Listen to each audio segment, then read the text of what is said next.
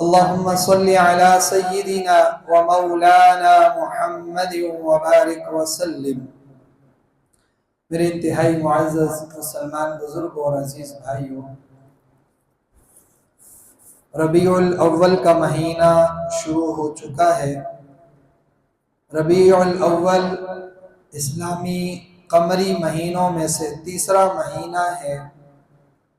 محرم پہلا، صفر دوسرا اور ربیع الاول تیسرا اسلامی قمری مہینہ ہے۔ ربیع الاول، ربیع کہتے ہیں بہار کو، موسم بہار کو جب ابتداءً کلیاں کھلتی ہیں تو اس ابتدائی بہار کو ربیع کہا جاتا ہے۔ اسی لیے جب ان مہینوں کے نام رکھے جا رہے تھے تو اس وقت ان ایام میں ربیع یعنی بہار کے آغاز کے دن ابتدائی دن تھے، اور اس کے بعد آنے والا مہینہ ربیع الثانی ہے، وہ بہار کے اختتام کے دن اور آخری ایام ہوتے ہیں، اس لیے اسے ربیع الآخر یا ربیع الثانی کہا جاتا ہے کہ بہار کا آخری موسم یا بہار کا دوسرا موسم۔ ربیع الاول ایسا مہینہ ہے جس میں قرآن اور حدیث میں بظاہر اس کا کوئی خاص متعین حکم، خاص کوئی متعین وجہ اور اس کے لیے کوئی خاص فضیلت اس لحاظ سے نہیں ہے کہ جس میں کوئی اسلامی حکم ہو یا ایمان والوں کے لیے کوئی بڑا اور خاص حکم نازل ہوا ہو یا اس میں ادا کیا جاتا ہو، لیکن ربیع الاول وہ خاص مہینہ ہے۔ ربیع الاول وہ خاص مہینہ ہے کہ جس میں سب حضرات کا اس بات پر اتفاق ہے کہ اسی مہینے میں تاجدار مدینہ، سید الانبیاء، سید الرسل محمد مصطفیٰ صلی اللہ علیہ وسلم، احمد مجتبی صلی اللہ علیہ وسلم، خاتم الانبیاء، خاتم النبیین، رحمت للعالمین، محمد الرسول اللہ صلی اللہ علیہ وسلم کی ولادت باسعادت ہے، اور یہ ایک فضیلت ہی ایسی ہے کہ جو ساری فضیلتوں سے بھاری ہے اور ساری فضیلتوں پر چھائی ہوئی ہے، یا یوں کہیں تو یہ بھی مبالغہ نہیں ہے کہ ساری کی ساری فضیلتیں، ہماری عیدیں، ہمارے رمضان، ہماری شب براتیں، ہماری بخشش اور مغفرت کے سارے پروانے اگر ہیں تو وہ کس کی بدولت ہیں؟ حضور صلی اللہ علیہ وسلم کی ولادت باسعادت اور آپ کی بعثت مبارکہ کی ہی برکت، اور آپ صلی اللہ علیہ وسلم کی ہی طرف سے ملے ہوئے وہ خاص تحفے ہیں جو انسانیت کو حضور کے آنے سے نصیب ہوئے۔ تو یہ ایک خاص فضیلت ربیع الاول کے مہینے کو حاصل ہے۔ تو آج کا ہمارا جو مذاکرہ ہے وہ بھی اسی لحاظ سے ہے کہ ربیع الاول کی جو فضیلت ہے، جس کے بعد آج ہم فخر سے کہتے ہیں میں محمدی ہوں۔ میں کون ہوں؟ میں محمدی ہوں، میں اللہ کے لاڈلے اور اللہ کے حبیب محمد الرسول اللہ صلی اللہ علیہ وسلم کی دعاؤں کا ثمرہ ہوں۔ حضور نے دعائیں مانگی امت کے لیے، امت کے ایمان کے لیے، اس کے ثمرہ اور پھل ہیں آج ہم حضور کی وہ ساری مکی محنتیں، وہ مدینے کی محنتیں، وہ جنگ و جدال، وہ اپنے خون بہانا، اپنے دانت مبارک تک شہید کروانا، ہم اور آپ آج اس سارے کے ساری مشقتوں کے محنتوں کا نتیجہ اور ثمرہ ہیں۔ ہم سب امت محمدیہ علی صاحبہ الصلاۃ والسلام۔ اس مہینے میں یہ سب کا اتفاق ہے کہ اسی مہینے میں پیر کے دن میں محمد الرسول اللہ صلی اللہ علیہ وسلم کی ولادت باسعادت ہے، اور اس بات پر بھی سب کا اتفاق ہے کہ ربیع الاول ہی کے مہینے میں پیر کے دن میں ہی حضور نبی کریم صلی اللہ علیہ وسلم کو بعثت بھی عطا کی گئی، آپ کو نبی بنایا گیا۔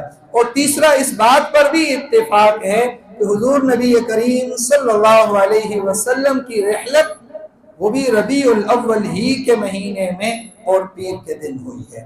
یہ تین باتوں میں اتفاق ہے۔ جب آپ کو اس بات کا معلوم ہو گیا، اب اگلی بات کی طرف آتے ہیں۔ ولادت بہت بابرکت ہے، بہت باسعادت ہے، حتیٰ کہ دنیا کی ساری سعادتیں وہ اسی نام اور اسی ولادت کی قربانی اور اسی کی برکت کی وجہ سے ہیں۔ لیکن حضور نبی کریم صلی اللہ علیہ وسلم کی ولادت کا دن کون سا تھا، اس میں کسی کا کوئی اتفاق نہیں ہے۔ پیچھے میں نے 3 باتیں کہیں، تینوں متفق ہیں۔ آپ کی ولادت پیر کے دن ربیع الاول میں ہوئی۔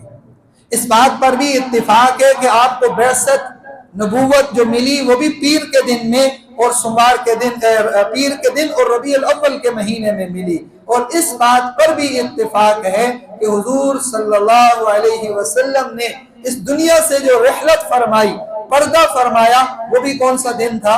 پیر کا دن اور ربیع الاول کا مہینہ تھا۔ اس میں سب کا اتفاق ہے۔ لیکن وہ تاریخ کون سی تھی جس میں حضور نبی کریم صلی اللہ علیہ وسلم کی ولادت مبارکہ ہوئی؟ تو اس میں مشہور اقوال 4 ہیں، اور اس کے علاوہ بھی بے شمار اقوال ہیں جن میں حضور نبی کریم صلی اللہ علیہ وسلم کی ولادت کے دن کو متعین کیا گیا، یا اس کی ایک خبر دی گئی کہ آپ کی ولادت ہو سکتا ہے فلاں دن میں ہوئی ہو۔ اندازوں سے یا ستاروں سے اور ایام کی جو تاریخیں، جیسے وہ تاریخ دان یا سائنسدان اپنے حساب سے جو حساب کتاب لگاتے ہیں، تو اس میں جو سب سے مضبوط قول ہے، سب سے مضبوط قول وہ 2 ربیع الاول کا ہے۔ کب کا ہے؟ ربیع الاول کے 2 ایام، 2 دن گزر چکے تھے کہ حضور نبی کریم صلی اللہ علیہ وسلم کی ولادت باسعادت۔ میں اس کے اوپر آپ کو دلیل بھی بتاتا ہوں کہ یہ قول کہاں سے اور کس کا ہے۔ دوسرا قول ہے 8 دن ربیع الاول کے گزر گئے تھے تو حضور صلی اللہ علیہ وسلم کی ولادت مبارکہ ہوئی، یعنی 8 ربیع الاول کو۔ تیسرا قول یہ ہے کہ 10 ربیع الاول کو حضور کی ولادت ہوئی، اور چوتھا مشہور اور بڑا قول یہ ہے کہ وہ 12 ربیع الاول کا دن تھا۔ ربیع الاول کے 12 دن گزر چکے تھے جب حضور صلی اللہ علیہ وسلم کی ولادت ہوئی۔ اس کے علاوہ بھی اقوال ہیں، لیکن یہ 4 مشہور ہیں، بڑے اقوال جنہیں بڑے علماء اور محدثین نے کیا کیا ہے؟ اختیار کیا ہے۔ کس نے یہ بات کہاں سے لی گئی ہے؟ مسلم شریف حدیث کی ایک بڑی کتاب ہے، اس کے شارح ہیں، اس کی تفسیر اور تشریح کرنے والے، اسے سمجھانے کے لیے بیان کرنے والے، ان حدیث کو کھول کر ہمارے لیے ذکر کرنے والے امام نووی رحمت اللہ تعالی علیہ، انہوں نے ایک کتاب لکھی شرح نووی علی صحیح مسلم، شرح نووی علی صحیح مسلم۔ اس میں انہوں نے ایک قول نقل کیا ہے، وہ کیا کہتے ہیں؟ واتفقوا انه ولد يوم الاثنين في شهر ربيع الاول وتوفي يوم الاثنين من شهر ربيع الاول۔ اس بات پر اتفاق ہے سب کا کہ حضور صلی اللہ علیہ وسلم کی ولادت پیر کے دن میں اور اسی ربیع الاول کے مہینے میں ہوئی، اور اس پر بھی اتفاق ہے کہ پیر ہی کے دن ربیع الاول ہی کے مہینے میں حضور صلی اللہ علیہ وسلم کی وفات ہوئی۔ اور جو میں نے 4 قول نقل کیے ہیں وہ بھی امام نووی نے ہی نقل کیے ہیں، اور ان کے بعد انہوں نے اپنی جو بات ہے اس کو 2 ربیع الاول کی طرف راجع قرار دیا ہے۔ وجہ یہ بیان کی ہے کہ جو حضرت ابو بکر صدیق رضی اللہ تعالی عنہ کی خلافت کے دن ہیں، 2 سال 3 ماہ 20 دن، وہ اگر حساب لگایا جائے ان کی وفات سے تو وہ آپ کی وفات کے ربیع الاول میں ہی بنتے ہیں، اور اگر اس کو حساب واپس ولادت تک لایا جائے تب بھی اس میں وہ 2 ربیع الاول ہی کا دن بنتا ہے، ایک دن آگے پیچھے کرنے کا۔ لیکن زیادہ قول کیونکہ ربیع الاول کا ہے تو مہینوں کی تعداد اسی اعتبار سے، اسی حساب سے 29 یا 30 کی لگائی گئی، اور اس کے حساب سے حضور کی ولادت کا دن اکثر لوگوں کا یہ قول ہے کہ وہ کیا ہے؟ 2 ربیع الاول کا ہے۔ 8 کا بھی ہے، 10 کا بھی ہے، لیکن 12 کا بھی ہے، اور 12 کا بعد میں مشہور ہوا، اور یہ کئی صدیوں کے بعد مشہور ہوا۔ کب ہوا؟ کئی صدیاں گزر جانے کے بعد حضور صلی اللہ علیہ وسلم کی رحلت، خلفائے راشدین کی رحلت کے بعد جا کر اس بات کی شہرت ہوئی کہ حضور کی ولادت کا دن 12 ربیع الاول کا دن ہے۔ اب جب ہم نے 2 باتیں سیکھ لی ہیں کہ آپ کی تاریخ وفات اور تاریخ ولادت دونوں ربیع الاول میں ہیں، تو ان دونوں کے ایک ہی مہینے میں جمع ہونے میں کیا حکمت ہو سکتی ہے؟ انہی ولادت بھی اور وفات بھی ایک ہی مہینے میں جمع کر دی اللہ نے، اس کی کیا وجہ اور حکمت ہو سکتی ہے؟ صحیح اور کامل اور پوری طرح جو حقیقی وجہ ہے وہ تو اللہ ہی جانتے ہیں، لیکن علماء اہل علم نے، محدثین نے اس کی ایک وجہ یہ بیان کی ہے کہ حضور صلی اللہ علیہ وسلم کی ولادت سے بڑی کوئی خوشی نہیں، کوئی خوشی نہیں، تو لیکن حضور کی ولادت کی خوشی کو یوم العید نہ بنا دیا جائے، انہیں یہ یاد اور خیال رہے گا کہ یہی مہینہ حضور کا وفات کا بھی ہے اور یوم الحزن کا بھی ہے، کہ سب سے زیادہ غمگین تر دن وہ بھی ربیع الاول کا مہینہ ہے اور یہی ایام ہے، اور اس کو یوم الحزن بھی نہ بنایا جائے، انہیں یہ خیال رہے کہ یہی وہ مہینہ ہے جس میں حضور نبی کریم صلی اللہ علیہ وسلم کی ولادت بھی ہوئی ہے۔ ایک وجہ محدثین نے یہ بیان کی ہے کہ اسے نہ یوم العید بنایا جائے نہ یوم الحزن بنایا جائے۔ یوم العید، آپ میں سے کتنے لوگ ہیں جنہیں اس بات میں شک ہو، یا کسی امت میں آج تک کتنے افراد ہیں جنہوں نے اس بات میں اختلاف کیا ہو کہ یوم عید الفطر جو ہمارا ہے، عید الفطر کی جو عید ہے وہ یکم شوال سے نہیں ہے، کسی اور دن میں ہے؟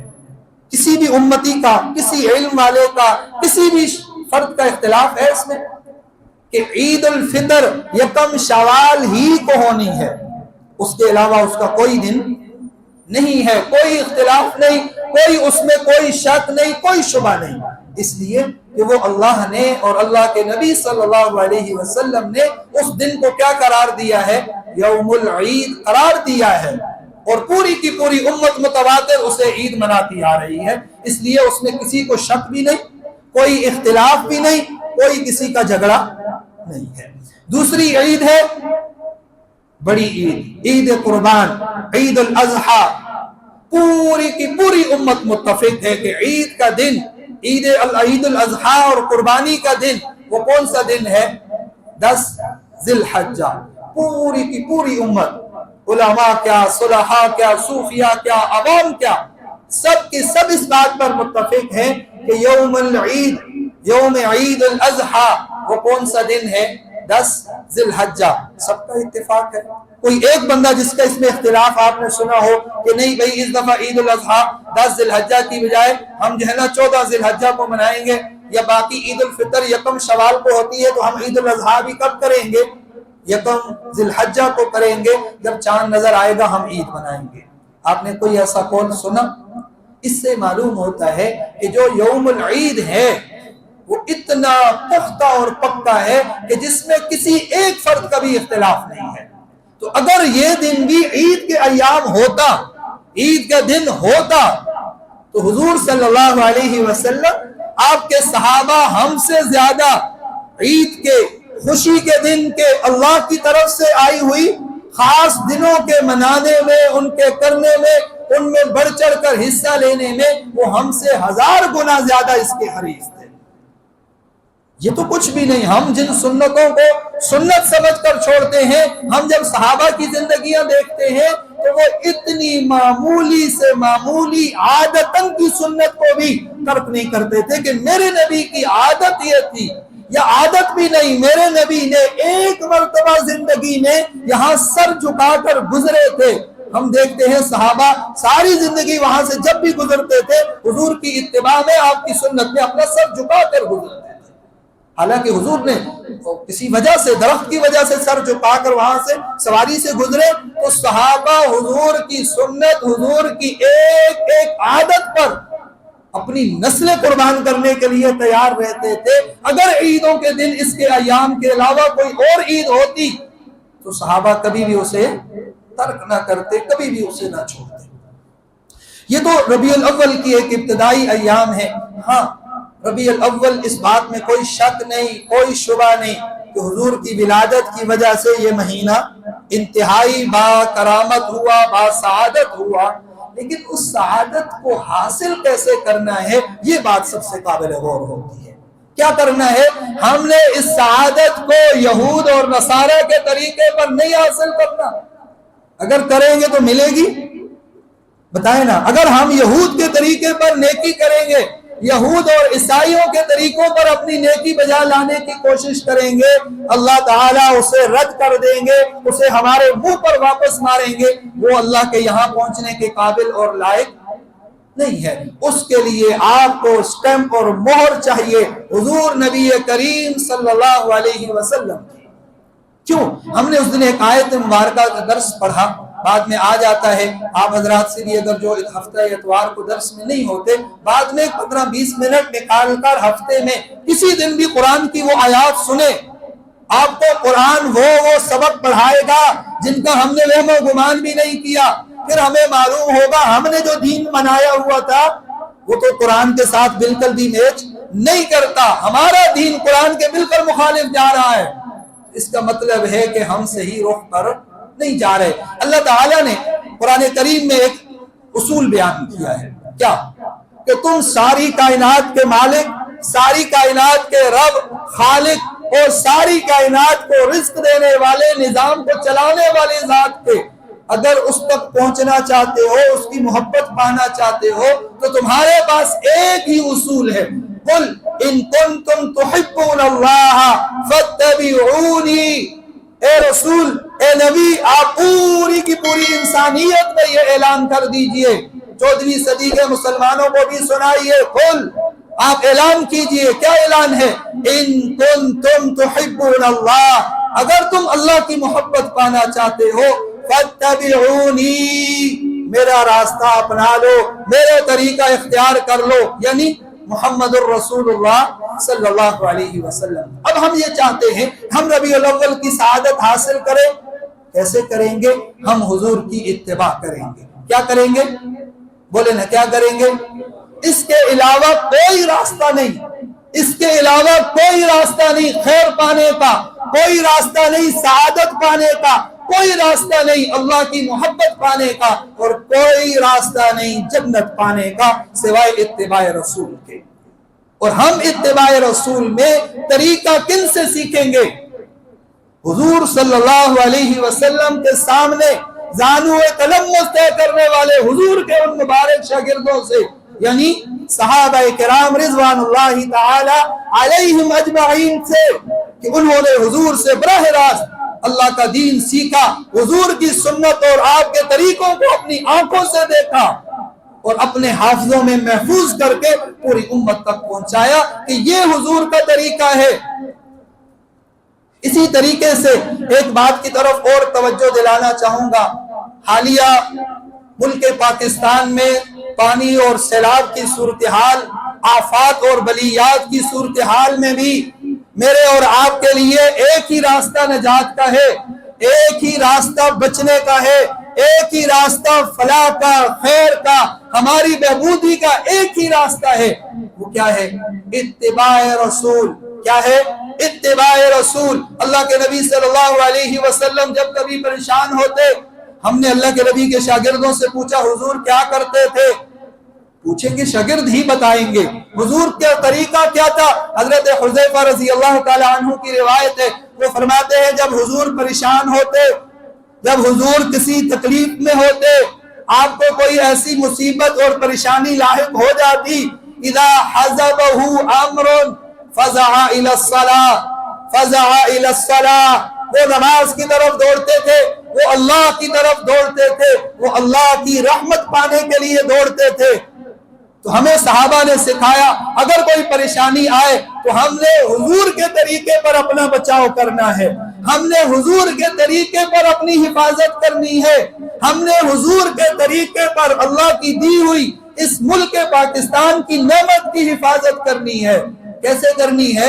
حضور کی اتباع سے، حضور کے طریقوں سے. تو آج کی اس مجلس میں میں آپ کی وساطت سے، اس سوشل میڈیا کی وساطت سے سارے کے سارے پاکستانیوں کو، پاکستان کی مساجد کو، پاکستان کے مدارس کو، خانقاہوں کو، صوفیاء کو، پیروں کو، سب کو ایک پیغام یہ دیتے ہیں کہ سارے کے سارے اپنے لوگوں کو، اپنے مریدوں کو، اپنے شاگردوں کو، اپنے مقتدیوں کو دوڑاؤ اللہ کی طرف دوڑاؤ، مسجدوں کی طرف دوڑاؤ، اللہ کی رحمت کی طرف دوڑاؤ، قرآن کی طرف۔ اللہ ساری تکلیفیں دور کر دیں گے، اللہ ساری مصیبتیں دور کر دیں گے۔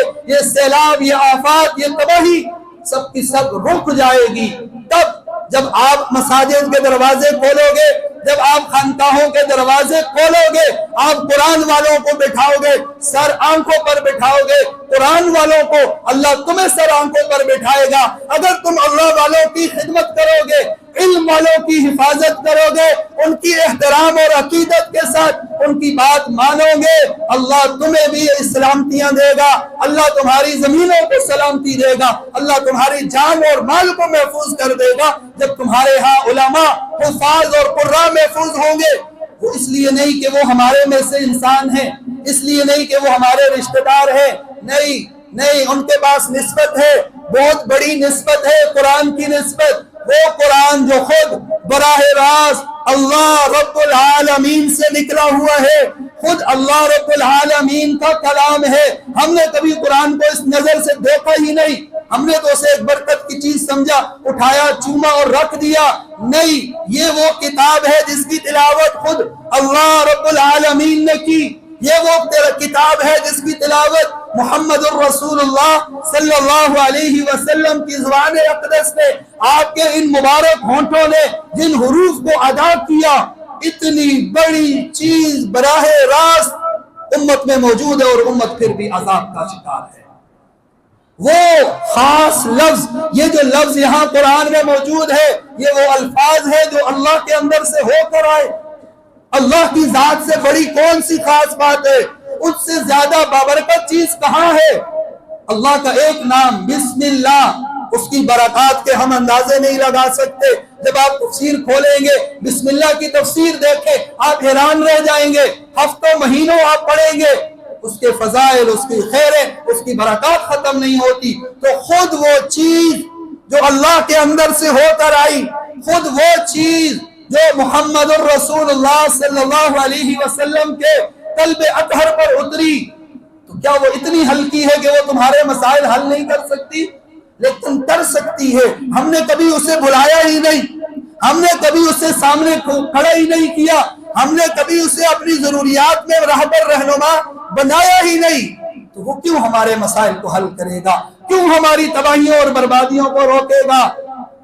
ہمیں اس سے کوئی سروکار نہیں، اس کو بھی ہم سے کوئی سروکار نہیں ہے۔ تم اللہ کی طرف بڑھو، اللہ تمہاری طرف بڑھیں گے۔ تم ایک ہاتھ بڑھو گے، اللہ دو ہاتھ، تم چل کر آؤ گے، اللہ دوڑ کر تمہاری طرف آئے گا۔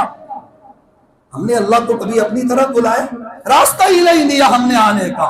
ہم نے ہر وہ دنیا کا کام کیا جو یہود نے کیا، جو نصارہ نے کیا۔ میں آپ کو اس بات پہ بات ختم کرتے ہیں، ہم جو یہ کام کر رہے ہیں نا، یہ حضور کے نور کے آنے کے بعد ہمارے لیے اتنی شرم کی بات ہے کہ ہم سے پہلے، حضور کے نور کے آنے سے پہلے، حضور کے نور کے پھیلنے سے پہلے مشرکین بھی اس حد تک نہیں گئے تھے جس حد تک آج یہ امت جا چکی ہے۔ پچھلے جمعوں میں نے اس کی طرف بھی اشارہ کیا تھا کہ قرآن کے پہلے امت مشرکین کیا کرتے تھے، قرآن نازل ہونے کے بعد مشرکین آج کے وہ کیا کر رہے ہیں؟ کیا امت اپنے نام کو مسلمان کہلوا کر وہ کام کر رہی ہے کہ اگر وہ اس وقت کے مشرکین بھی آج آ جائے، وہ بھی شرما جائیں گے کہ اتنے تو ہم بھی نہیں گرے تھے جتنے یہ قرآن کے آنے کے بعد، حضور کے آنے کے بعد گر چکے ہیں۔ تو اگر یہ تباہیاں روکنی ہے، اپنے ملک کی حفاظت کرنی ہے، اپنی جانوں کی، مالوں کی، اپنے رشتہ داروں کی، اپنے لوگوں کی حفاظت کرنی ہے، ایک ہی راستہ ہے۔ آ جاؤ مساجد کی طرف، آ جاؤ اللہ کی طرف، آ جاؤ قرآن کی طرف، اس کے سوا کوئی راستہ نہیں، کوئی راستہ نہیں، کوئی راستہ نہیں۔ اللہ تعالی ہم سب کو عمل کی توفیق نصیب فرمائے، اور جتنے بھی اہل ایمان تکلیف میں ہیں، مصیبت میں ہیں، اللہ ان سب کی مدد اور دستگیری فرمائے، اور ہمیں بھی ان کا درد محسوس کرنے والا بنا دے۔ آمین۔ وآخر دعوانا الحمدللہ۔